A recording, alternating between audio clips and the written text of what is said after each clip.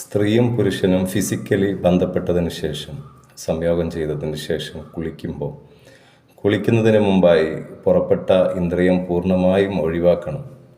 അത് പിഴിഞ്ഞും ചുമച്ചും മൂത്രമൊഴിച്ചും ഒക്കെ അത് ഇല്ലാതാക്കിയിട്ട് വേണം കുളിക്കാൻ. കാരണം കുളി കഴിഞ്ഞ് വല്ല ഇന്ദ്രിയത്തിൻ്റെ നനവോ അതിൻ്റെ വല്ല അടയാളങ്ങളോ പുറത്ത് വന്ന് കണ്ടാൽ കുളി വീണ്ടും നടത്തേണ്ടി വരും. കുളി ശരിയായിട്ടില്ല, വീണ്ടും കുളിക്കേണ്ടി വരും ഇന്ദ്രിയം പുറത്ത് വന്നാൽ.